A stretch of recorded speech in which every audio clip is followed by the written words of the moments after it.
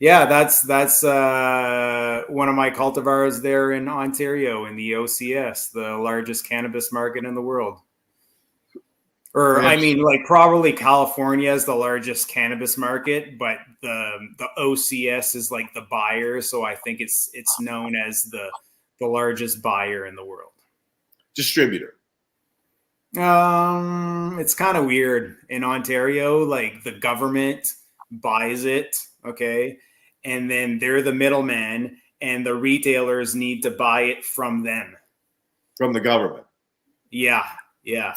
So we sell we sell it to the government, and then the retailers buy it from the government.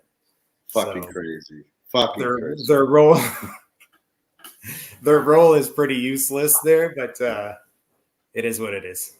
It is what it is. At So, least we're not going to jail and shit.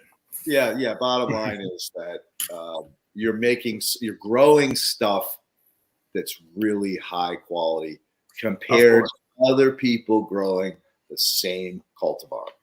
Oh, That's yeah. And for me, it's a whole passion thing. You know, I do it for money, obviously, because I need to live. But if I'm not happy with a grow, I'm really like emotionally hurt about it. You know, I'm very emotionally involved in my grows. I really want to strive for the best.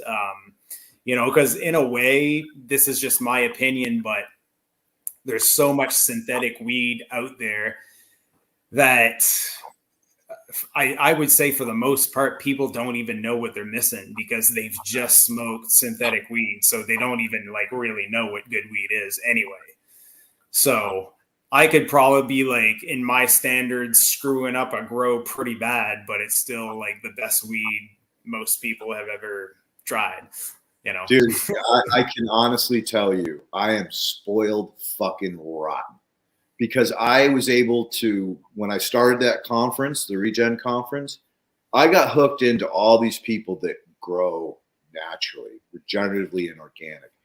I'm smoking weed, you know, from these people, and it's just unbelievable. And it was the same thing. It was like I'd smoke something that was synthetic, and I'd be like, fucking my throat was burned. I'm like, fuck this shit, dude. Well, I can't, I don't want to smoke any more of this. So now, like, my throat is a tester. Like, I could tell you right away, man, you've been playing with fucking any bit of synthetics. Yeah. Especially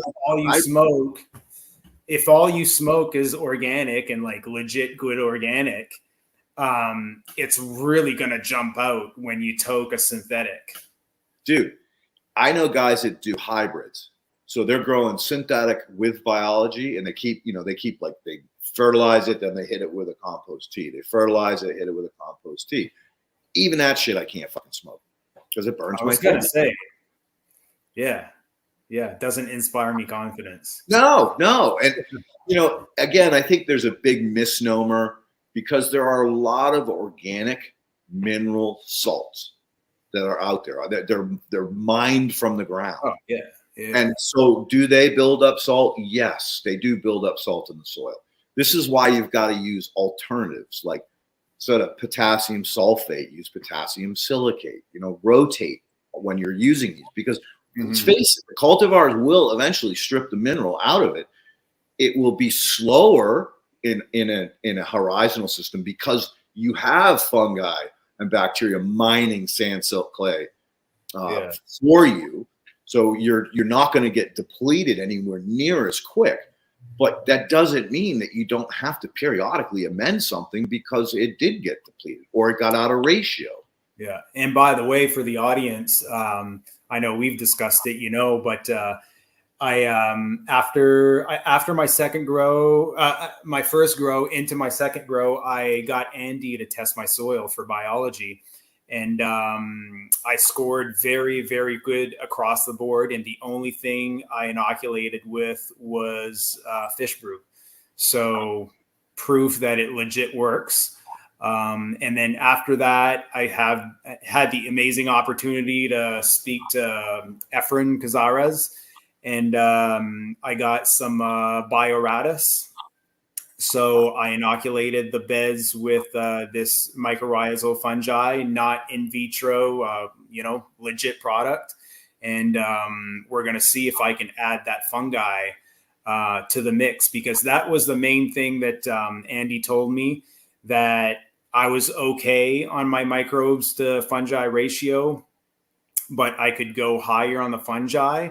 But we concluded that it was probably because my beds are pretty young and the fungi didn't necessarily develop yet. So I'm hoping that the Bioratis is going to help. All right, let me clear up a misnomer here. When you do an F to B ratio, yeah, mycorrhizae is not measured. This again is this. Whoa. Are you sure? Because wait a second. You asked this question to Elaine, right? And what did she tell you? She said that yes, the mycorrhizal fungi counts in the F to B. Maybe I misunderstood. I'm sorry. No, So I did not throw her under the bus because I love and respect her too much. But when you send off a soil sample to any one of the soil food web labs, as far as I know, none of them are staining the sample because you cannot see mycorrhizae. Okay, but am I right that she said that it includes? She said it. Yes, she said it. Okay. And to be honest, hopefully Elaine never watches this podcast. Oh, she knows I love her to death. She's not going to help. I would never hurt her. She knows I'd never hurt her. But bottom line is, she said yes, she was not lying. And the reason why is because if you go to Soil Food Web, to Earth Fort, her original labs. Okay. There was an option for you to check the box for mycorrhizae and pay a little bit more money. Okay. Then it was incorporated into the F to B ratio. But I'm very happy you clarify this, because I had the wrong impression. No, and again, that's why I said this, because I want people to understand this.